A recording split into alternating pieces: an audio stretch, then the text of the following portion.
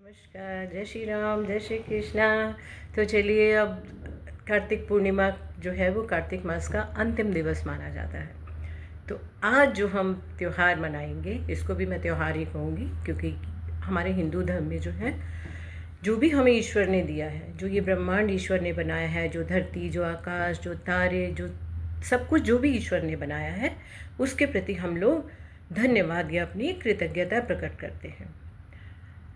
कृतज्ञता प्रकट करने के रूप में हम पेड़ों की, पर्वतों की, नदियों की, यहाँ तक कि चाँद सूरज जो हमारे ग्रह हैं उनकी भी पूजा करते हैं। तो गंगा स्नान के दिन हम पूजा कर रहे हैं अपनी गंगा माँ की। गंगा स्नान के पीछे जो एक कथा है कि आज के दिन जो है वो गंगा स्वर्ग से पृथ्वी पर आई थी। अब पृथ्वी पर वो कैसे आई, इसके पीछे भी एक कथा है। एक इक्ष्वाकु वंश के राजा थे सगर।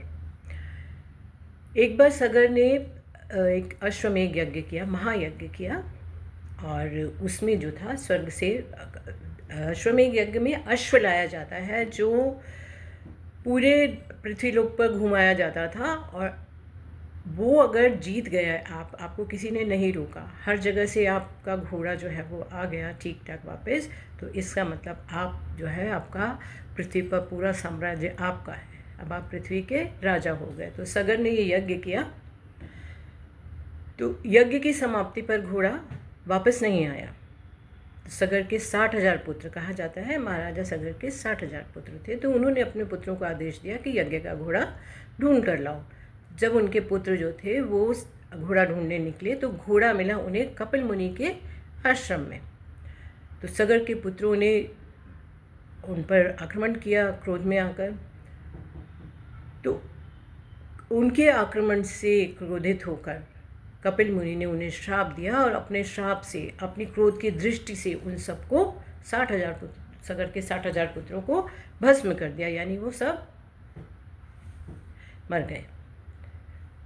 अब उसके बाद उसी इक्ष्वाकु वंश के जो आगे वंशज थे, उसमें हुए राजा भगीरथ। तो राजा भगीरथ ने को जब ये पता चला कि कपिल मुनि के श्राप से मेरे इतने जो वंशज हैं वो भस्म हो गए, तो उनका उद्धार करने के लिए उन्होंने गंगा को पृथ्वी पर लाने के लिए कठोर तपस्या की। तो भगीरथ की तपस्या से प्रसन्न होकर ब्रह्मा ने उन्हें वरदान दिया कि मैं गंगा को पृथ्वी पर भेजूंगा। लेकिन गंगा का प्रवाह इतना तेज था कि अगर गंगा सीधे से धरती पर आ जाती तो प्रलय आ जाती।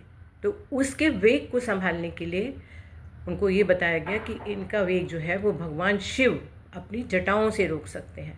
उसके बाद फिर से भगीरथ ने शिव की तपस्या की, और शिव ने उनकी तपस्या से प्रसन्न होकर गंगा का वेग अपनी जटाओं में रोका, इसलिए उनको गंगाधर भी कहा जाता है। और धीरे धीरे फिर गंगा को पृथ्वी पर भेजा, और गंगा के पृथ्वी पर आने से भगीरथ के वंशजों का उद्धार हुआ।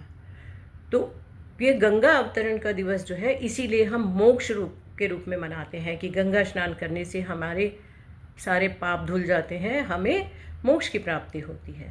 तो ये बहुत पवित्र त्यौहार है हमारा, पवित्र उत्सव भी कह सकते हैं आपको। आज के दिन आप इस गंगा के किसी भी तट पर जाएंगे, आपको लोग बहुत श्रद्धालु मिलेंगे जो गंगा स्नान के लिए आते हैं। तो अपनी माँ, अपनी गंगा माँ का जन्मदिवस मनाने के लिए मैं आप सबको बहुत बहुत शुभकामनाएं देती हूँ। जय गंगा मैया।